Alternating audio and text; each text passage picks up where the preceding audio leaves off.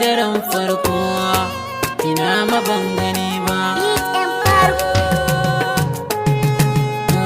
A daren farko ido ya zub da ruwa.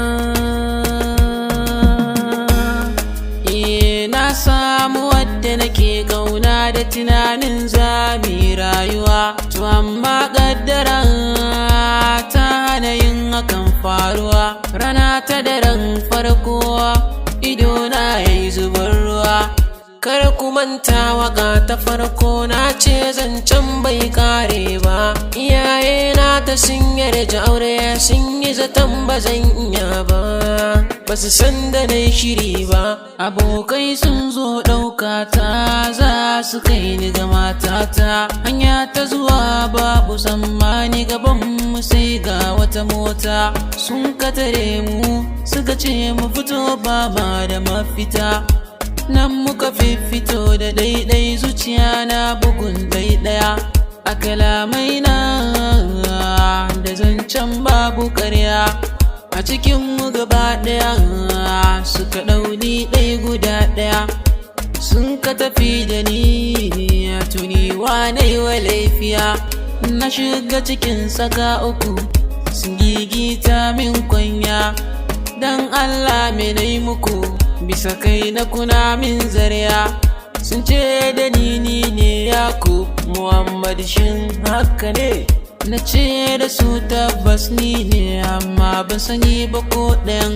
Mai gidan kiɗa shi ne taki na, ni ba na kwaikwayon.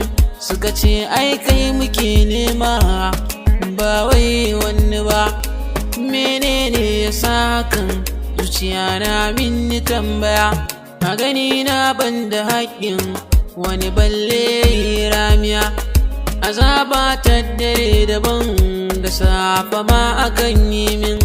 Na rasa gane kan hakan abinda ban yi ba ke min.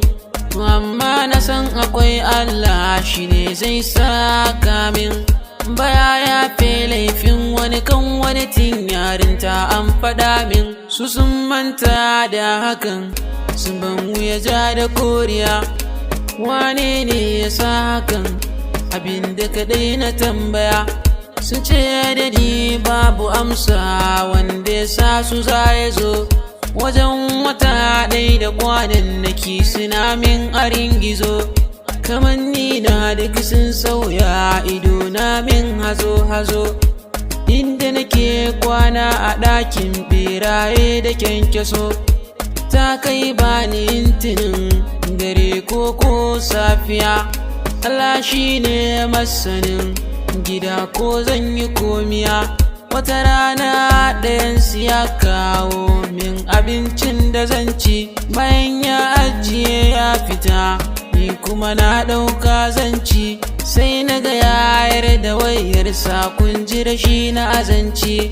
Abin da ya fara zuwa min na ɗauka na kira amaryata, domin na ji lafiyarta da daddaɗar muryarta. Abin da ban zata ba shi na gani a cikin wayar lambar matata. Ai ta daɗe a cikin wayar kenan matata ce ta saka kama ni. Mi sauraro biyo ni waka ta uku domin da saura na bayani.